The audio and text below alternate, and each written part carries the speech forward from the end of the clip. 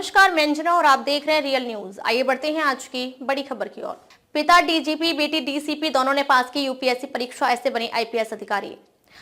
यह कहानी है मध्य प्रदेश के डीजीपी सुधीर सक्सेना और उनकी आईपीएस बेटी सोनाक्षी सक्सेना की। दोनों ही मध्य प्रदेश कैडर के आईपीएस अधिकारी हैं। इन दिनों दोनों काफी चर्चा में हैं। असल में 30 नवंबर को डीजीपी सुधीर सक्सेना रिटायर हो रहे हैं। इस दौरान भोपाल के मोतीनगर नेहरू स्टेडियम में उनको समारोह पूर्वक विदाई दी जानी है, जिसमें सुधीर सक्सेना को उनकी डीसीपी बेटी सोनाक्षी सक्सेना भी सलामी देंगी। मध्य प्रदेश पुलिस के इतिहास में ऐसा पहली बार होगा जब डीजीपी पिता को उसकी आईपीएस बेटी फेयरवेल परेड में सलामी देगी। आइए जानते हैं दोनों के आईपीएस बनने की कहानी।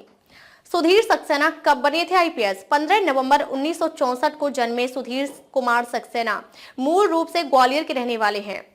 IPS.gov.in पर उपलब्ध जानकारी के मुताबिक आईपीएस बनने से पहले सुधीर सक्सेना इंजीनियरिंग के स्टूडेंट रहे। उन्होंने पहले बीई किया, इसके बाद एमटेक भी किया। इंजीनियरिंग की पढ़ाई पूरी करने के बाद उन्होंने संघ लोक सेवा आयोग यानी यूपीएससी की सिविल सर्विसेज परीक्षा दी और वर्ष 1986 में यूपीएससी की परीक्षा पास की।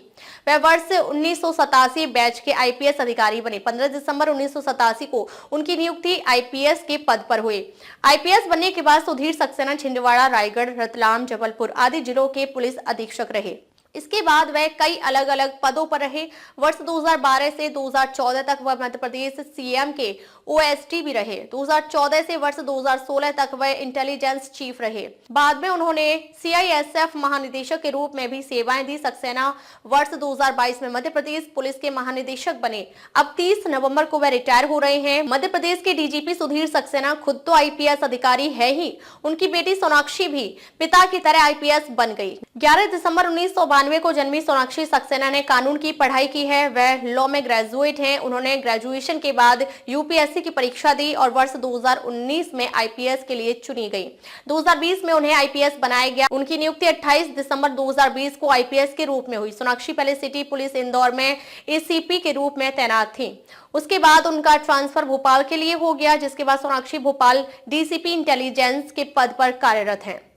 अब तक के लिए बस इतना ही। फिर मिलते हैं ऐसी ही बड़ी खबर के साथ। तब तक के लिए नमस्कार और देखते रहिए रियल न्यूज।